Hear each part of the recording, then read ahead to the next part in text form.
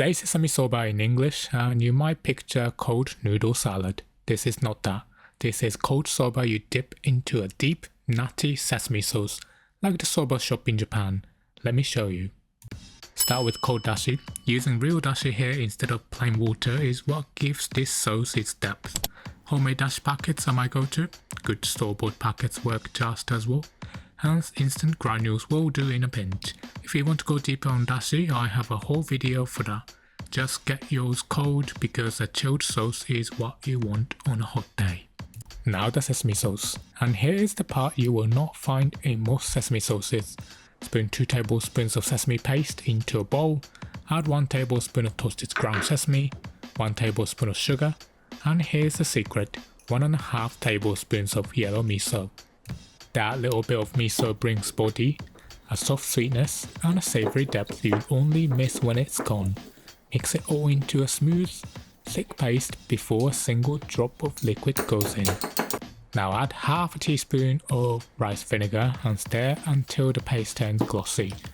Then pour in 250 ml of your cold dashi, a bit over 1 cup, a little at a time, whisking fully between each pour until the sauce loosens to a dipping consistency you like. You might not need all of it, so hold some back if the sauce gets there early. Mix it in this order and it stays smooth because sesame paste is mostly oil, and the sugar and vinegar brings it together first so the dashi falls in without splitting. Add the liquid slowly and you stay in control the whole way. Finish with 1 teaspoon of toasted sesame oil, stirred in right at the end.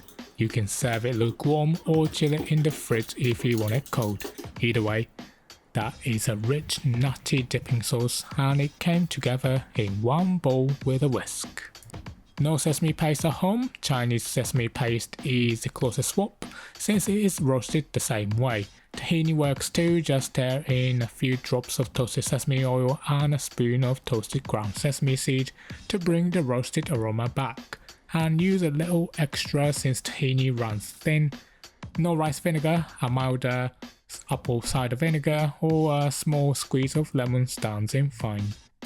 Now the topping. The bulk is optional but I really recommend it. And if you want this to be a full lunch or dinner instead of a light bowl, it's the piece that gets you there.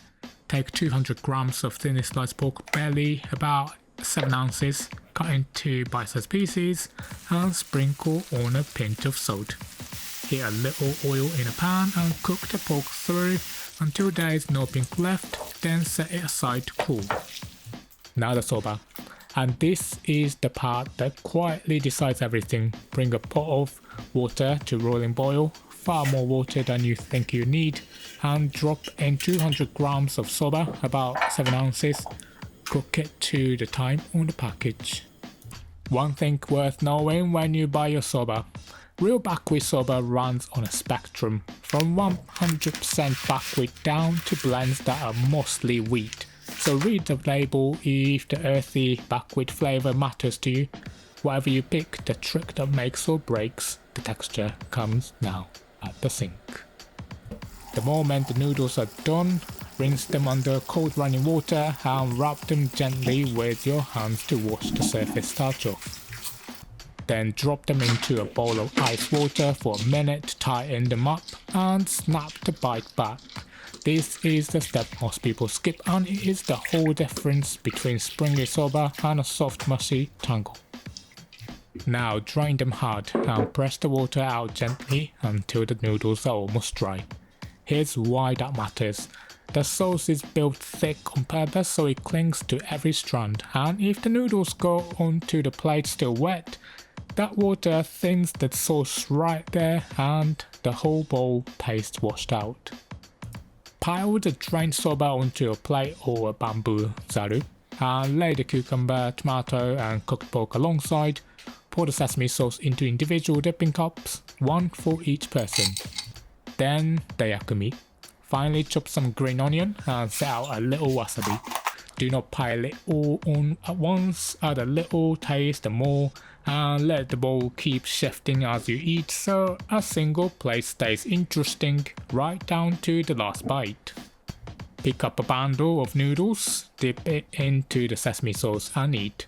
That first cool nutty savoury bite is the whole reason you make this. Serve it cold with the sesame sauce in its own cup and the yakumi on the side. And this is my Gomadare soba. This is what a summer soba shop bowl looks like on your own table. Make this tonight. Google Sesame Soba Sudachi for the full printable recipe with exact measurements and timing. Want even more delicious recipes? Grab my free cookbook from the link in the description.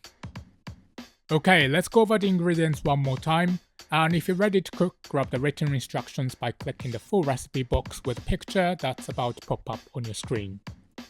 Tap the recipe card on your screen for the full printable version with exact measurements, every timing, and notes for getting each step right. Next time, I'm making gyoza soup. See you then.